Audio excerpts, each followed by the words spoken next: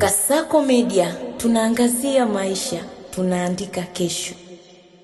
Mvutano kati ya Marekani na Irani umeendelea kuongezeka huku pande zote zikichukua hatua za kijeshi na kisiasa zinazozua hofu na kuenea kwa vita katika Mashariki ya Kati. Katika hatua iliyoibua mjadala mkubwa, mamlaka za Irani zimeweka bango kubwa katika mji mkuu wa Tehran likimwonyesha rais wa nchi ya Marekani Donald Trump akiwa amelala ndani ya jeneza. Karibu na bango hilo pia kuna sanamu ya ngumi iliyohusishwa na kumbukumbu ya kiongozi wa Irani, ikiwa ni sehemu ya ujumbe unaosisitiza msimamo wa taifa hilo dhidi ya nchi ya Marekani na washirika wake. Hatua hiyo imekuja wakati wa mvutano wa kijeshi ukiendelea kuongezeka katika mataifa hayo. Wakati hayo yakiendelea, Jumatatu Julai 14 mwaka 2026, Baraza la Wawakilishi wa nchi ya Marekani lilipiga kura 314 dhidi ya kura 104 kupinga pendekezo la mbunge Thomas Massie lililotaka kuondolewa kwa mswada wa kijeshi wa kila mwaka wa dola za Kimarekani bilioni 3.3 kwa Israel. Kiasi hicho cha dola bilioni 3.3 ni sawa na takriban shilingi trilioni 8.9 za Kitanzania, katika makadirio ya wastani wa takribani shilingi 2700 kwa dola moja. Pendekezo hilo lilikusudia kuzuia fedha hizo kutolewa kupitia bajeti ya Wizara ya Mambo ya Nje ya nchi ya Marekani, lakini wabunge wengi walipinga jambo hilo, liloonyesha kuwa bado kuna uungwaji mkono mkubwa kwa nchi ya Israel ndani ya bunge la Marekani, licha ya kuwepo kwa mgawanyiko unaoongezeka miongoni mwa baadhi ya wabunge. Wakati hayo pia yakiendelea, vyombo vya habari vya serikali ya Irani vimeripoti kuwa mifumo ya ulinzi ya anga imewashwa katika mji mkuu wa Tehran kufuatia kile kilichoelezwa kuwa ni vitisho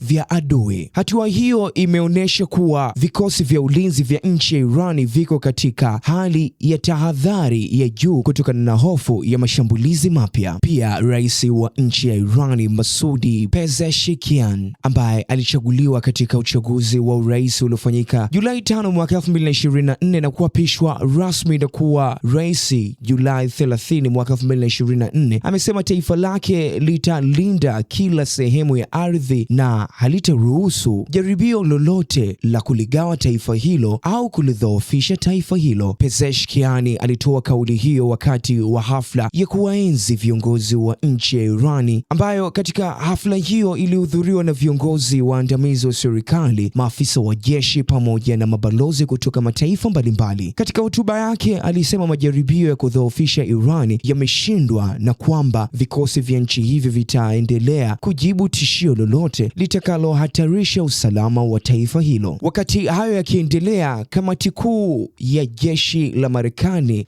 CENTCOM limesema limekamilisha wimbi jipya la mashambulizi dhidi ya maeneo mbalimbali nchini Irani. Kwa mujibu wa jeshi hilo, mashambulizi hayo yalilenga vituo vya amri za kijeshi, mifumo ya ulinzi ya anga, maeneo ya makombora, miundombinu ya ndege zisizo na rubani yani drones, pamoja na vituo vya ufuatiliaji wa pwani. Marekani imesema operesheni hizo zililenga kupunguza uwezo wa kijeshi wa nchi ya Irani. Wakati huo, katika upande wa Irani, jeshi la Irani limedai kuwa limelenga mifumo ya mawasiliano ya jeshi la Marekani, kituo cha rada pamoja na maghala ya mafuta yaliyopo katika kambi za kijeshi za Azraq nchini Jordan kwa kutumia ndege zisizo za rubani. Madai hayo yameonyesha kuendelea kwa mashambulizi ya kulipiziana kati ya pande hizo mbili. Wakati hayo yakiendelea, waziri mkuu wa nchi ya Irani Ali Al-Zaidi, ambaye aliingia madarakani mwaka 2026, amelaani shambulio la ndege zisizo na rubani lililokiuka anga la mji wa Erbil uliopo katika mji wa Kurdistan kaskazini mwa Iran. Kwa mujibu wa ofisi yake, baadhi ya ndege hizo zilidunguliwa kabla ya kufika malengo yaliyokusudiwa, huku uchunguzi ukiendelea kubaini waliohusika. Alisema serikali ya Irani haitavumilia ukiukwaji wa anga la nchi hiyo na imezitaka pande zote kuheshimu mamlaka ya nchi ya Irani. Wakati hayo yote yakiendelea, wananchi katika maeneo ya kusini magharibi mwa nchi ya Irani Irani wameendelea kukagua uharibifu uliosababishwa siku kadhaa za mashambulizi. Kwa mujibu wa taarifa zilizotolewa, mashambulizi hayo yameharibu bandari, miundombinu ya usafiri, vituo vya kijeshi, hospitali pamoja na majengo mengine ya kiraia. Shughuli za uokoaji na tathmini za hasara zimeendelea katika maeneo yaliyoathirika. Endelea kuweza kusubscribe kwa ajili ya kuweza kupata more infos ambazo zina drop kwa kitaa hiki hapa. Mimi naitwa Kelvin Ko, father of 6 babies, disturbance master, the ghost's voice.